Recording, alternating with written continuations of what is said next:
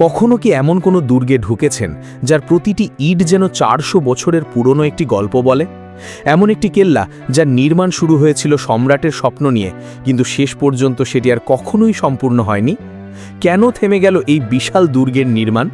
এটি কি শুধুই রাজনৈতিক সিদ্ধান্ত ছিল, নাকি এর পেছনে লুকিয়ে আছে এক রাজকন্যার মৃত্যুর বেদনাময় ইতিহাস? আজ আমরা প্রবেশ করছি ঢাকার ঐতিহাসিক লালবাগ কেল্লায়। চলুন শুরু করি সেই গল্প যা আজও ইতিহাস প্রেমীদের মনে কৌতূহল জাগায়। পুরান ঢাকার ব্যস্ত রাস্তাগুলো পেছনে ফেলে আমরা এসে দাঁড়িয়েছি লালবাগ কেল্লার প্রধান প্রবেশদ্বারের সামনে। বাইরে যানবাহনের কোলাহল থাকলেও এই বিশাল লালচে প্রাচীরের সামনে দাঁড়াতেই মনে হয় যেন কয়েক শতাব্দী পেছনে চলে এসেছি। প্রবেশপথের দুপাশের শক্ত দেয়াল আর মুঘল স্থাপত্যের ছাপ প্রথম দেখাতেই বুঝিয়ে দেয় এটি শুধু একটি পর্যটন কেন্দ্র নয়, এটি বাংলাদেশের ইতিহাসের অন্যতম মূল্যবান নিদর্শন। ভেতরে প্রবেশের আগে আমাদের টিকিট সংগ্রহ করতে হবে। বর্তমানে বাংলাদেশি দর্শনার্থীদের জন্য প্রবেশ মূল্য 30 টাকা। টিকিট হাতে নিয়ে যখন মূল ফটক অতিক্রম করি, তখনই চোখের সামনে খুলে যায় এক বিশাল সবুজ প্রাঙ্গণ, পরিচ্ছন্ন বাগান, সোজা হাঁটার পথ, আর মাঝখানে দূরে দাঁড়িয়ে থাকা সাদা গম্বুজওয়ালা একটি স্থাপনা। প্রথম দর্শনেই বোঝা যায় এটাই লালবাগ কেল্লার সবচেয়ে পরিচিত ভবন। আজ যে স্থানটিকে আমরা লালবাগ কেল্লা নামে চিনি, এর প্রথম নাম ছিল কেল্লা আওরঙ্গাবাদ। 1688 সালে মুঘল সম্রাট আওরঙ্গজেবের তৃতীয় পুত্র শাহজাদা মুহাম্মদ আজম বাংলার সুবাদার থাকাকালীন এই দুর্গ নির্মাণের কাজ শুরু করেন। তার স্বপ্ন ছিল ঢাকায় একটি শক্তিশালী দুর্গ ও প্রশাসনিক কেন্দ্র গড়ে তোলা। কিন্তু ভাগ্যের নির্মম পরিহাস, নির্মাণ কাজ শেষ হওয়ার আগেই সম্রাট আওরঙ্গজেব তাকে মারাঠা বিদ্রোহ দমনের জন্য দিল্লিতে ফিরে যেতে নির্দেশ দেন।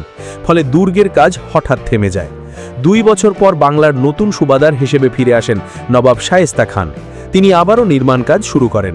পরিকল্পনা ছিল এটি হবে মুঘল বাংলার অন্যতম শ্রেষ্ঠ দুর্গ, কিন্তু ইতিহাস আবারও অন্যদিকে মোড় নেয়। আমরা ধীরে ধীরে মূল পথ ধরে সামনে এগিয়ে যাচ্ছি। চারদিকে সবুজ ঘাস, ছাটা গাছ, পরিচ্ছন্ন পরিবেশ, সব মিলিয়ে মনে হয় যেন একটি ঐতিহাসিক উদ্যানের ভেতর দিয়ে হাঁটছি। অথচ এই শান্ত পরিবেশের নিচে লুকিয়ে আছে শত শত বছরের ইতিহাস, রাজনীতি, যুদ্ধ আর ব্যক্তিগত বেদনার গল্প। এখন আমাদের সামনে দাঁড়িয়ে আছে লালবাগ কেল্লার সবচেয়ে বিখ্যাত স্থাপনা, পরী বিবির সমাধিসৌধ। দূর থেকেই এর সাদা গম্বুজ, চারকোণের মিনার আর ভারসাম্যপূর্ণ স্থাপত্য চোখে পড়ে। বাংলাদেশের অসংখ্য বই, পোস্টকার্ড কিংবা ভ্রমণ বিষয়ক ছবিতে যে ভবনটি সবচেয়ে বেশি দেখা যায় সেটি এই সমাধিসৌধ।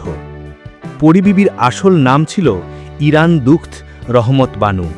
তিনি ছিলেন বাংলার সুবাদার শায়েস্তা খানের কন্যা। ইতিহাসে তার পরিচয় শুধু একজন রাজকন্যা হিসাবে নয়, তিনি ছিলেন মুঘল দরবারের অত্যন্ত গুরুত্বপূর্ণ এক নারী। তার সঙ্গে মুঘল সম্রাট ঔরঙ্গজেবের পুত্র শাহজাদা মুহাম্মদ আজমের বিবাহ হয় 1668 সালের 3রা মে।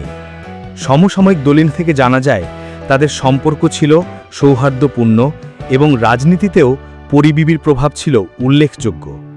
কিন্তু সুখের সেই অধ্যায় খুব বেশি দিন স্থায়ী হয়নি। 1684 সালে এই নির্মাণাধীন কেল্লার ভেতরেই পরী বিবির অকাল মৃত্যু হয়। মৃত্যুর প্রকৃত কারণ আজও নিশ্চিতভাবে জানা যায়নি। কেউ বলেন অসুস্থতা, কেউ বলেন আকস্মিক রোগ, আবার লোকমুখে নানা কিংবদন্তিও প্রচলিত আছে।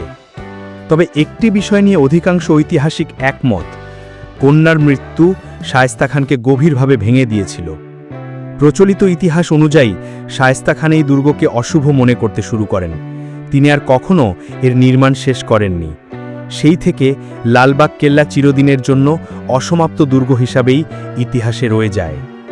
যদিও কিছু গবেষক মনে করেন নির্মাণ বন্ধ হওয়ার পেছনে রাজনৈতিক ও প্রশাসনিক কারণও ছিল, কিন্তু পরী বিবির মৃত্যুর ঘটনাটি এই কেল্লার ইতিহাসকে সবচেয়ে বেশি আলোচিত করেছে। এখন আমরা পরী বিবির সমাধির আরও কাছে চলে এসেছি।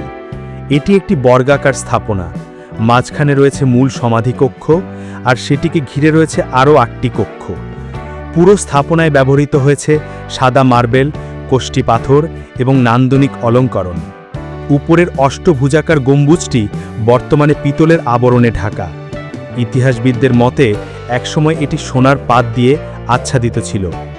ভবনের চার কোণে 4টি অষ্টভুজাকার মিনার, সমানুপাতিক নকশা এবং মুঘল স্থাপত্যের সূক্ষ্ম সৌন্দর্য এই সমাধিসৌধকে বাংলাদেশের অন্যতম অনন্য ঐতিহাসিক স্থাপনা হিসাবে প্রতিষ্ঠিত করেছে। ভেতরে প্রবেশ করলে পরিবেশ আরও নীরব হয়ে ওঠে। মনে হয় ইতিহাস যেন এখানে আজও নিঃশব্দে শ্বাস নিচ্ছে। চারপাশে হাঁটতে হাঁটতে লক্ষ্য করবেন দেশ বিদেশের অসংখ্য দর্শনার্থী এই স্থাপনাটি ঘুরে দেখছে। কেউ ছবি তুলছেন, কেউ স্থাপত্যের সূক্ষ্ম কারুকাজ দেখছেন, আবার কেউ নীরবে দাঁড়িয়ে সেই বেদনাময় ইতিহাস অনুভব করার চেষ্টা করছেন। কিন্তু এটাই লালবাগ কেল্লার শেষ গল্প নয়। এই দুর্গের ভেতরে রয়েছে আরও অনেক রহস্যময় স্থাপনা। দেওয়ানি আম, যেখানে বসে শায়েস্তা খান বিচারকার্য পরিচালনা করতেন। রয়েছে হাম্মামখানা, শাহী মসজিদ, প্রাচীন পানির ট্যাঙ্ক, ভূগর্ভস্থ সুড়ঙ্গের কিংবদন্তি এবং এমন কিছু রহস্য যা আজও ইতিহাসবিদদের আলোচনার বিষয়।